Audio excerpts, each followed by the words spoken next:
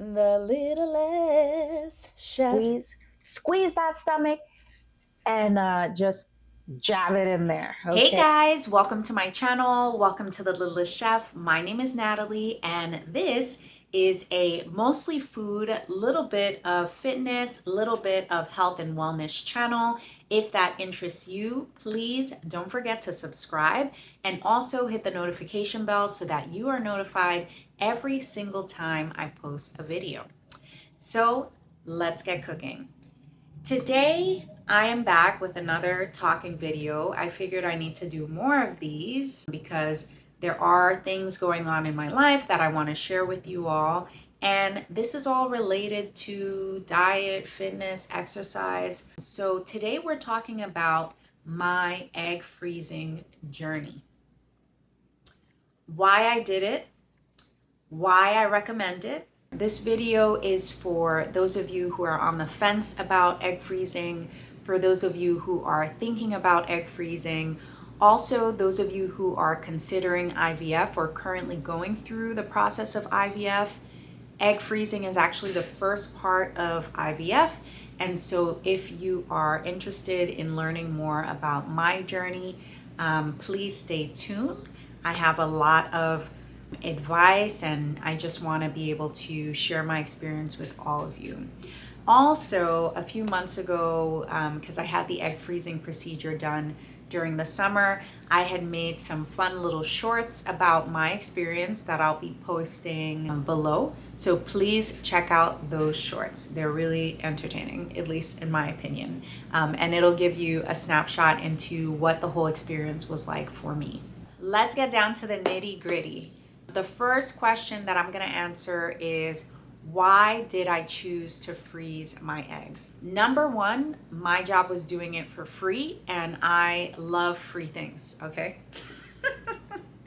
But yeah, so for those of you who don't know, egg freezing is actually like a $20,000 to $30,000 procedure. And my job had a connection with Progeny, which is the fertility company that does a lot of fertility services. And so I was able to go through the process mostly for free. The only thing that I had to pay for was some, a little bit of co-pays for medication. And then I'm also gonna have to pay for egg storage 1 year later. So I'm not currently paying for egg storage. Also, personal reasons. I think a lot of us in our 20s and 30s had a vision for our life, okay? This is the common vision, white picket fence, the spouse, the kids running around by the time you turn 30, the career of your dreams by the time you turn 30, 35. So I know this is what I thought. I didn't think my life would have been like this. I didn't think I would have had to freeze my eggs at 35, but it is something that it was a reality for me. God's timing is not our timing. Even though we might have hoped for certain things by a certain age, life doesn't work that way. And so I can only control the things that are within my control.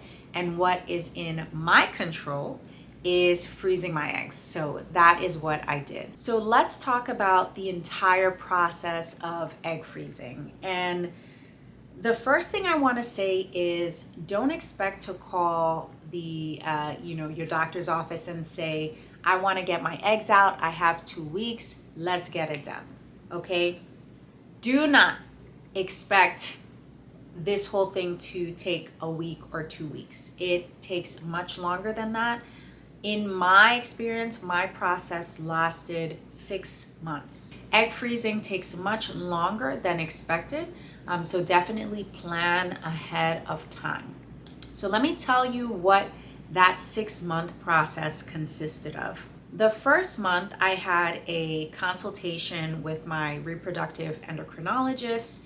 We had a video chat, and this was my first introduction to the whole egg freezing process. And so I loved how this guy explained the egg freezing process. He basically was like, he said, you at 34, because I did this at 34 years old, I'm 35 now, But he said, you at 34, you're going to need to go through 2 rounds of egg freezing. And let me tell you why. He said, if you go through 2 rounds of egg freezing, let's say you come out with 30 eggs. You put those eggs in the freezer, and then when you're ready to use those eggs further down the line, you're going to defrost the eggs. And he said, when you defrost those eggs, 10 of those eggs are going to die. Then you're going to be left with 20. He said, out of those 20 eggs, 10 of those eggs might have genetic abnormalities. And then you're going to be left with 10. When you fertilize those eggs and those eggs become embryos, not all of those eggs are going to implant. You might miscarry some of those embryos. So at the end of the day, you're going to have like 2 to 3 children out of those 30. You know, in an ideal world, you're going to have 2 to 3 kids out of all those eggs. So it's best that you go through multiple cycles. So after he told me that, I was like, sign me up. You don't have to tell me again, okay? I'm having 2 cycles. Sign me up for those 2 cycles. So that is what I did. I did 2 whole cycles. So that was month 1. Month 2, they scheduled me for my orientation, and this was also a virtual orientation. Oh, wait, backtrack. Month 1, I met with the doctor, and then I also did blood work, ultrasounds, and all of that stuff too. And I did a whole lot of paperwork. Okay, now month 2. Month 2 is when I did my orientation. The fertility nurses did an orientation for all the people who were coming, who were doing the next upcoming round of egg freezing. And so it was just a video call, and they were going through everything, what to expect. They were giving us, you know, their contact numbers so that we can reach them if we have any questions and all of that good stuff. And they just basically outlined the entire process and what that process is going to look like. So that was month 2. They weren't able to schedule me for my egg freezing at month 2, so then they scheduled me for my first cycle at month 3. So month 3 and 4 were really tricky for me because I had gone into this process with very high hopes, okay? I was like, you're gonna get these eggs out, it's gonna be in and out, baby, and it's gonna be fast. No. Month 3 and 4 is when I first became aware of, you know, issues with high estrogen. And that was hard for me. I know people who go through IVF and stuff, they talk about their challenges with IVF, but me, with that estrogen, it was like I didn't know what to do to bring that estrogen down. And nobody could really give me direction of what to do. You know, we tried different medications and things to bring the estrogen down, but for some reason it still wasn't going down. So month 3, I couldn't get my eggs frozen, and month 4, I also couldn't start the process either. So what I did during that time is double down on the things that I was already doing. So, you know, working out, eating right. I was just trying to do whatever was in my power to try to bring that estrogen down. A lot of you know that soy has like phytoestrogens in it. So I tried to like limit my consumption of soy, but you know, I do like that fake chicken, that vegan chicken, and I know it has soy in it, but you know, I had soy in moderation, okay? So I limited the soy. I really tried to be intentional about bringing down the estrogen levels and managing my stress. And so what that looked like is I was doing a lot of like long walks. I tend to do a lot of, you know, vigorous activity, but I tried to do like long walks to help, you know, to help regulate my body and calm me down. I was like, these long walks, my sister told me to do the long walks. I was like, what is this even doing? I'm not even sweating, you know? But I said, okay, let's just do the walk. So I think I did like a long walk like once a week or something like that. It was just trial and error. I didn't know what I was doing. I just knew I had to eat salads and I had to exercise and move my body. Another thing, because I was reading a lot about high estrogen online and estrogen dominance. Another thing is that estrogen is actually stored in adipose tissue and fat tissue in our bodies. And so the more fat you have, the more is very likely, if you do have issues with estrogen, like that might also be where it might be coming from. And so I was also trying to lose weight during this time because, this was a very stressful time in my life. And so I think, gained a little bit of weight. And so I was trying to lose at least a few pounds before my procedure. So month 3 and 4 were not fun for me at all. Finally, month 5 and 6, I went in there with my head down. I was like, is it time yet? And I was going in there knowing that they were going to turn me away again, and they were going to say my estrogen was too high and that I couldn't go through with the procedure. But by the grace of Jesus Christ, okay, I was given the okay to start the egg freezing process. So I think whatever I was doing, maybe those long walks, maybe the stress management, the things that I was doing, I think they really did help, because if I didn't do that, I don't know what would have happened, okay? So month 5 and 6 is when I had 2 successful egg freezing procedures. Amen. Okay, so now we're gonna talk about what the whole process was like, what all the the injections were like, and all that good stuff. So basically what your life is gonna look like for 2 weeks, or a little bit like 2.5 weeks. Your life is gonna look like shots, and morning monitoring visits. So you're basically gonna be taking 2 to 3 shots, giving yourself 2 to 3 shots per day. And then you're gonna be going to the doctor's office every day or every other day for them to do an ultrasound and do blood work and see, how everything is moving, and see how, your follicles are growing and maturing. Your doctor might also ask you to take some medication at this time, in addition to the shots that you're gonna be giving yourself. So now, the shots, okay? This is why I think a lot of people don't like going, or they're like, I don't want to do the egg freezing, because you have to give yourself a lot of shots, okay? I'm not gonna lie.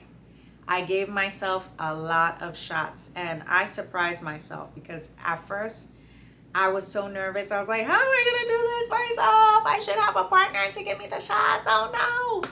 But you know what? When you have no choice, you gotta get it done, okay? So that is what I did. So basically the shots that I was taking, and that you're gonna take when you go through this process, it's basically synthetic forms of follicle stimulating hormone and luteinizing hormone. Well, the 2 main shots are something called Gonal-F and Menopur, and these are gonadotropins. And so what the gonadotropins do, they're the fake forms of the follicle stimulating hormone and the luteinizing hormone, and they basically encourage the growth of the follicles in your ovaries, so that those follicles can grow multiple eggs per follicle, okay? Usually every month we produce 1 egg, but this process hijacks the system, and you're gonna be making, you could have 1 egg per follicle, you could have 2 eggs in a follicle, 3 eggs in a follicle. You're basically producing a whole lot of eggs, okay? So the Gonal-F and the Menopur, those are 2 shots. Then mid-cycle, you're gonna be taking something called Cetrotide, and I started taking this at day 4 or 5.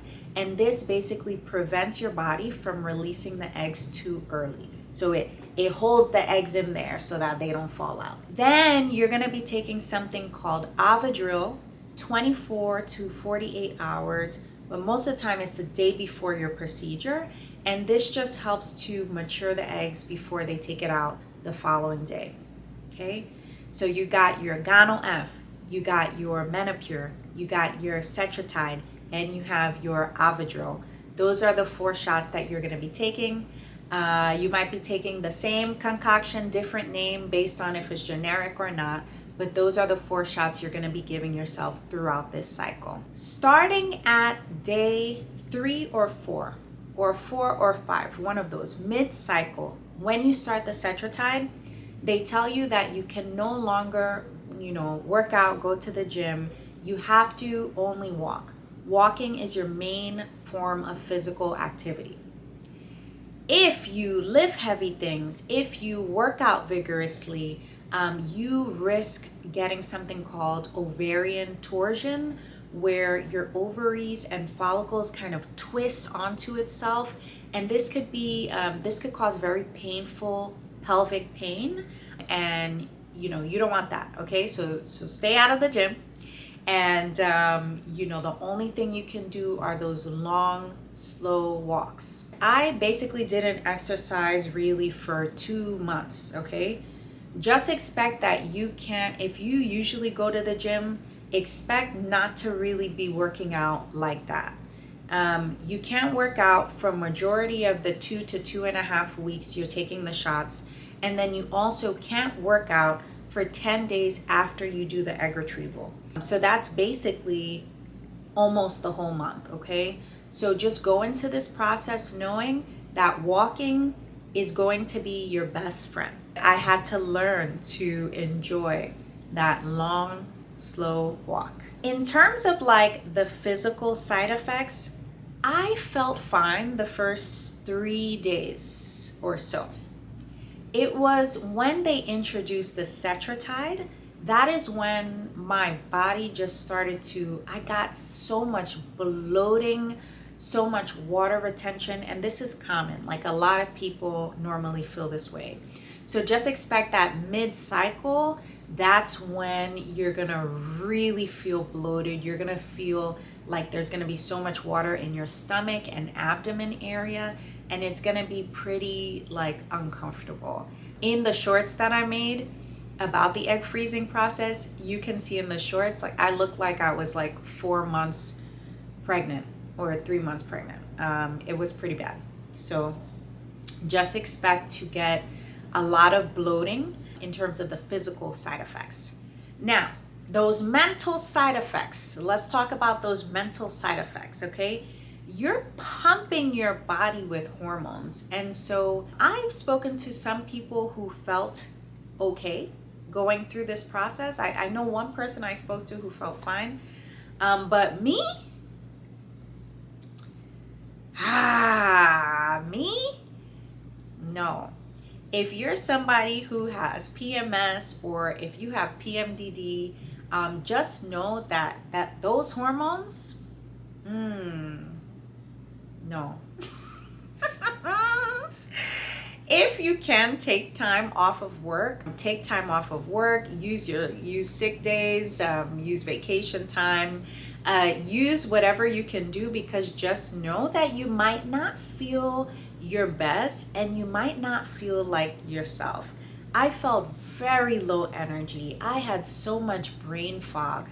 The only thing that I had energy to do is to walk slowly, go do my morning monitoring visits, and then make myself a salad or eat my food, and then that's it. But honestly, when you're thinking about it, you're making eggs. You're making your future kids.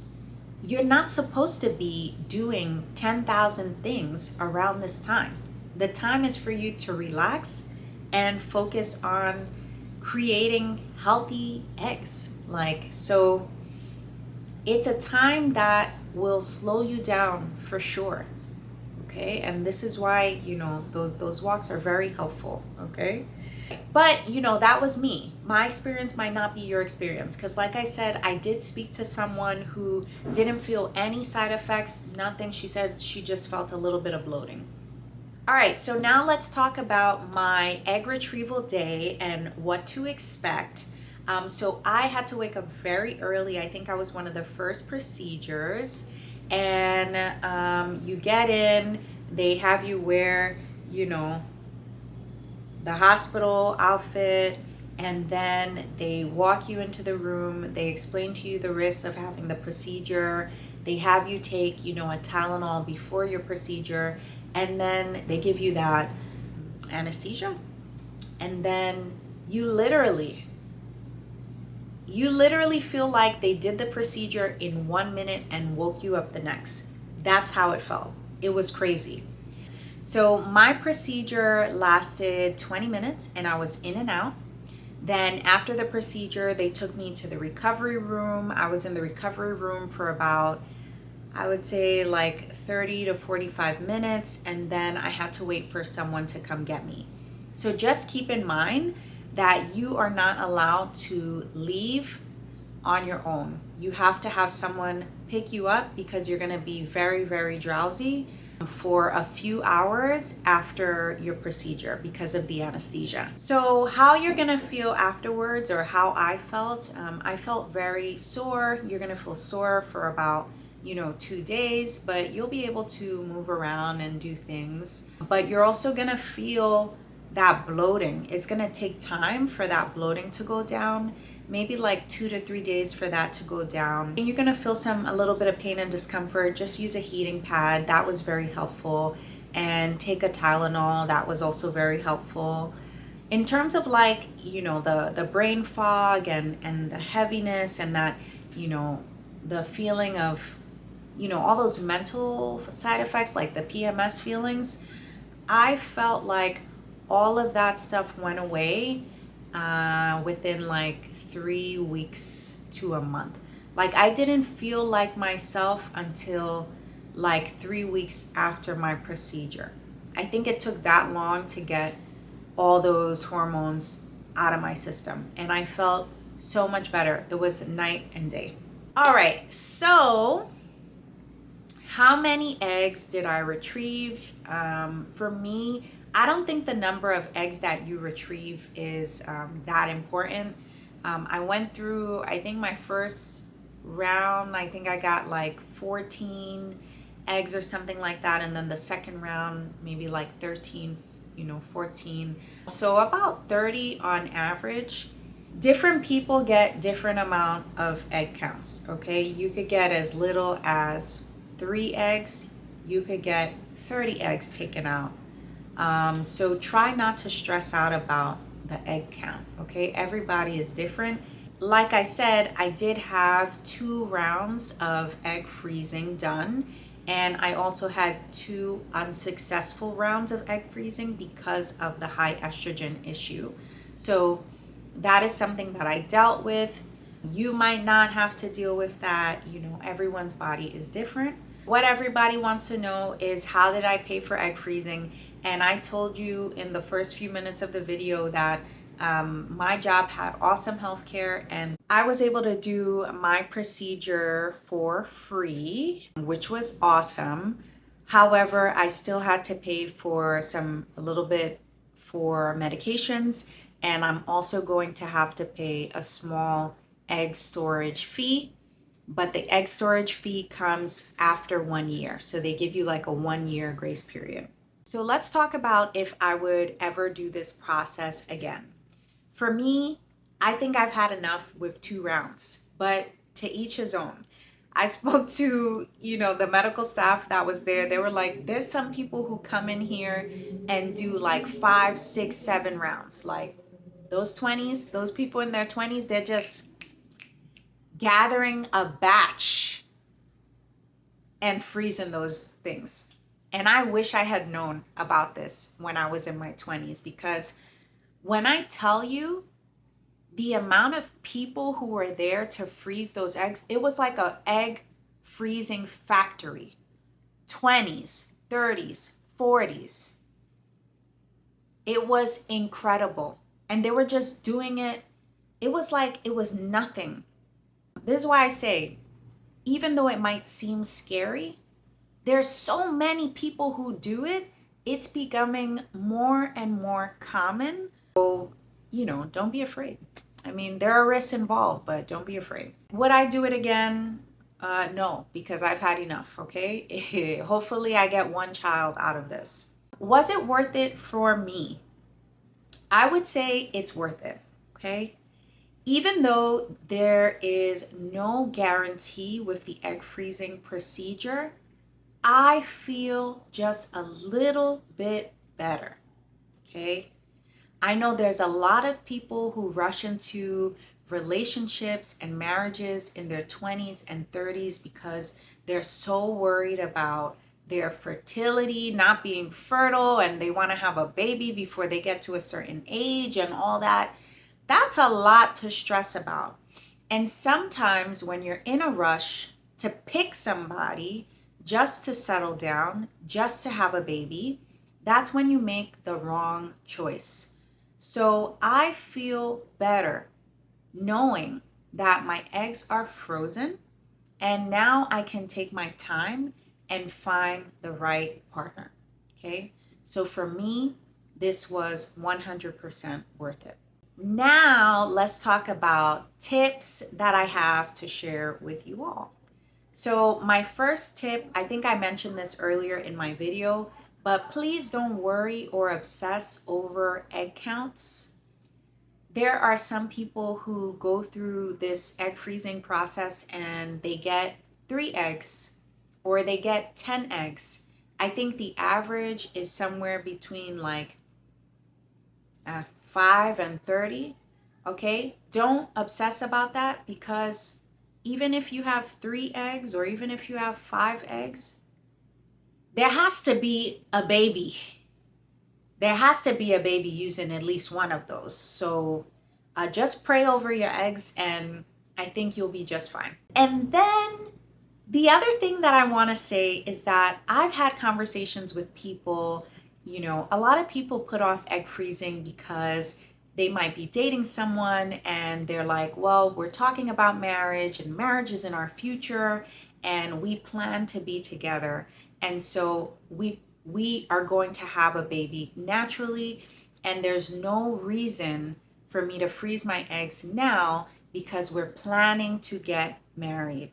Don't base your fertility decision or your decision to freeze your eggs off of somebody that you're dating, because the reality is that you can date someone for 5 years, you can date someone for 10 years, and during that whole time you could be waiting for that person to propose or settle down, and that person might not propose or settle down.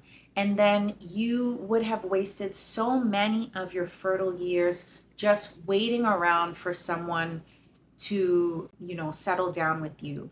So I would say that this fertility, this fertility journey, this egg freezing journey, it is a highly individualistic journey. If you want to freeze your eggs, if you know that you want to have children, get it done.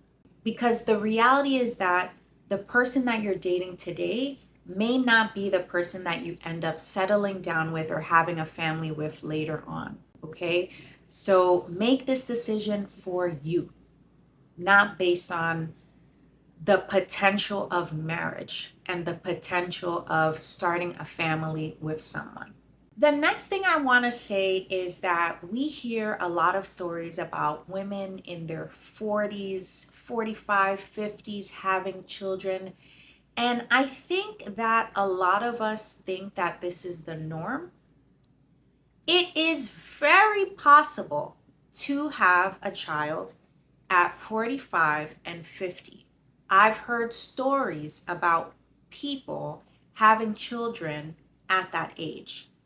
However, this is not extremely common, and we can't look at these outlier cases as like a common occurrence and say, well, she had her baby at 50 or 46, 47.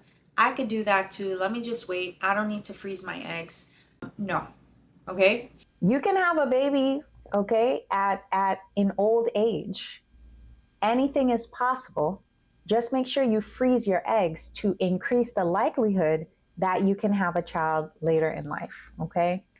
And also make sure you eat well and take care of yourself so that you can potentially have a child later in life. What's another thing that I always hear? I hear women say, well, my mom had me at 39. I'll be able to pop out a kid at 39 too.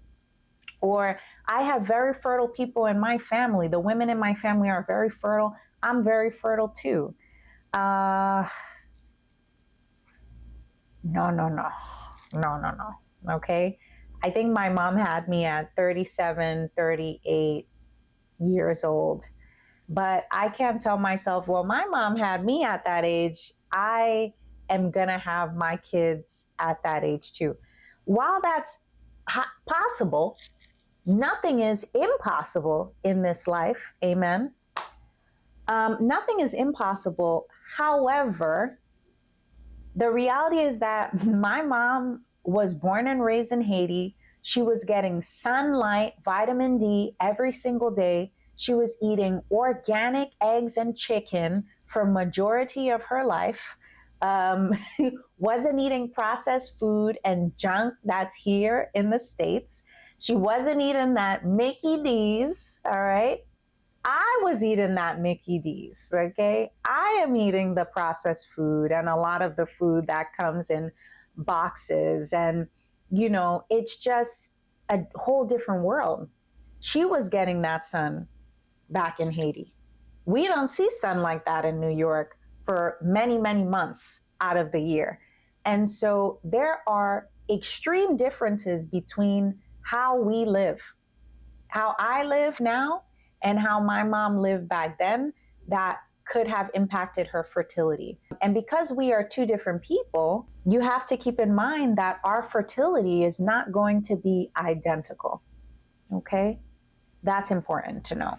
The next thing I hear is that I don't want to give myself shots. I want to wait until I have somebody so that the person can give me shots.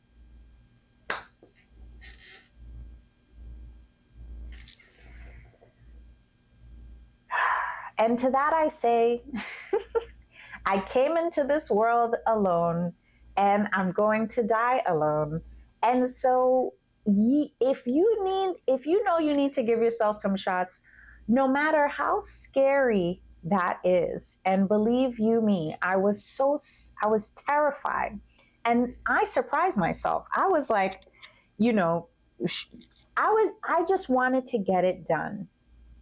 And I had people who could have given me the shots, but they were also afraid to do the shots. So I don't want to make anyone uncomfortable, right? So I had to do it on my own. And I surprised myself. And I think that you'll surprise yourself too. And there's also like little gadgets and like little instruments that you can get that will like numb the area around where you're going to give yourself the shot. And so that's good to have. You could get that on Amazon. It's like a little plastic thing that has like little spikes on it, plastic spikes. And then you put it on the area, and then there's a little hole for you to give yourself a shot. And so that's a good little gadget to use. Or you could just squeeze that stomach and just jab it in there. The last thing I'm going to say is that how you live your life today, what you eat, if you're physically active, how you manage your stress today, this is going to impact your fertility tomorrow. I cannot stress this enough. Stress, we all know we need to work on our diet. We need to eat better. We need to move ourselves more. We know this. But I think that the stress part of it, I don't think a lot of people realize how stress will impact our lives and how stress can contribute to diseases and problems with fertility. I don't think people realize that, okay? So I'm here to tell you that stress is an inevitable part of life. We have to figure out ways, healthy ways to cope with that stress. Yes. But there are stressors that can be removed. For instance, if you're in a job that is very stressful or very toxic, find another job. If you have people in your life who are stressing you out, you can leave. Oftentimes we feel like we have to stay in very stressful situations and just stick with it. No, you don't. If it is a stressor, if there is something that can be removed from your life, or if there is something that you can do to make your life just a little bit easier, please do it. Please do it. Because what I see in my 35 years of life, okay, I haven't been on this earth for very long, but I see people going through very stressful, myself included, okay? I'm myself included. You have very stressful periods in your life, and the aftermath, years later, people develop all these health issues and they wonder where that came from. Now, health issues can happen. Everybody can get a health issue, but the reality is that there are a lot of health issues that are stress related, that are diet related. And so please listen to me, okay? If you don't need it, remove it. If there's something that you can do in your life to make your life a little bit easier, please do it so that you have more time to yourself to relax and do things you enjoy and decrease that stress. Also, the less stress you have in your life, the more you'll be able to pour in to that diet and exercise, okay? It's a balance. If you've made it this far, thank you so much for watching. Thank you, thank you. Please go freeze your eggs. Look into your health insurance at work and look to see if the fertility benefits are any good and consider it. Oh, also, another thing I'll say is that my company is one of the 600 companies that Progeny is a fertility company, and this fertility company partners with about 600 companies to provide like fertility fertility benefits. Look into your job's current fertility benefits, okay? And then see how they are. If the fertility benefits aren't that great, I would recommend that you get a job. If you know you need to do IVF or any of those fertility treatments, go get a job at one of those 600 companies that Progeny works with, okay? And they tell you on their website, these are the companies that we partner with. Progeny was such an amazing company to work with, and it was just a very good experience. So please, don't wait. Make haste. Don't sit on it. Don't think about it for 4 years like I did. It's really not that serious. If you know you want to be a mom, if you want to have kids one day, please get it done. Okay, bye-bye. I'll see you guys in the next video. Bye.